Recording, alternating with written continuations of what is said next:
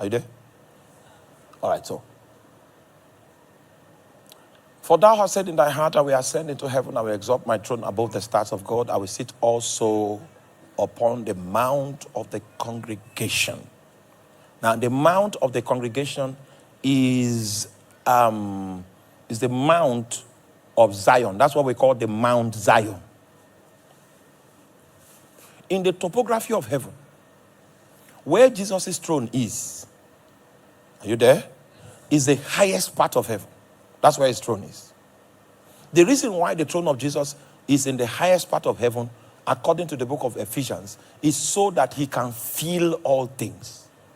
So that the potential difference will be created. That the essence, the reality that it contains, we feel everything in the ecosystem of God's universe. It was that mount that Lucifer was striving to conquer so that he can sit as administrator. And if he sits as administrator, he will share equality with God. It was that mount, and it was not given unto him. So he fell. The story of his fall is that he aspired for something that was not his ordination. Do you get that? That is a summary of the story of his fall. And it will interest you to know. Are you there? Are you there? Are you there? All right. So how did Jesus make it to that mount? Because Jesus is the current occupant of that mount. That's where his administrative office is. That's where the throne of grace is domiciled. The way Jesus ascended that mount was that he said that equality with God was not anything to hold on to. He was willing to die the death of a criminal. And you will notice there were 7 levels of death he had. There were 7 things he had to die to in order for him to eventually die as a criminal. So the Bible says, therefore God has highly exalted him and given him a name that is above every name. You see, the exaltation was done by God himself.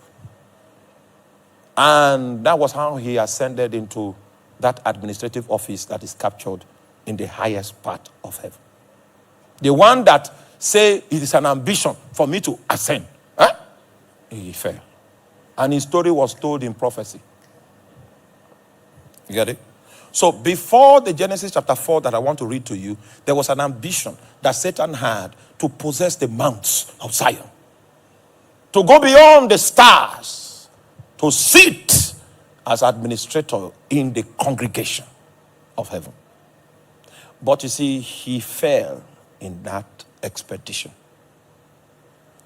Now, so the idea of what happened in the book of Genesis was that Satan was, the judgment was that he was cast into hell. Are you following? You are not following.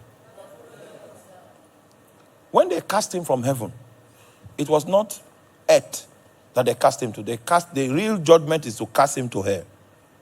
But unfortunately for us, the underworld earth is between heaven and the underworld, unfortunately.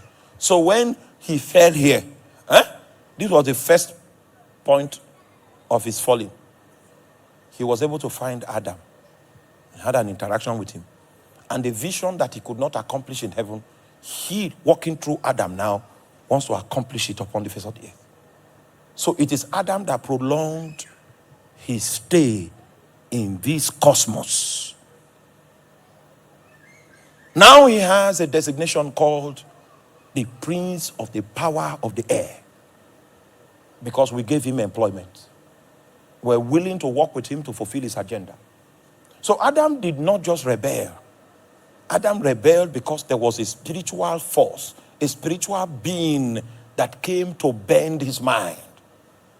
So when you see civilizations upon the face of the earth that are contrary to what God intends, don't go too far.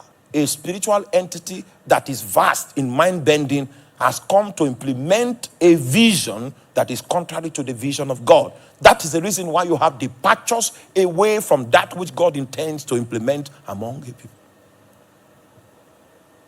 God calls us to pray for nations because they are vicious beings that have come to infuse into the hearts of men into the hearts of foot soldiers, into the hearts of the populace, a vision that is contrary to that which God has in mind.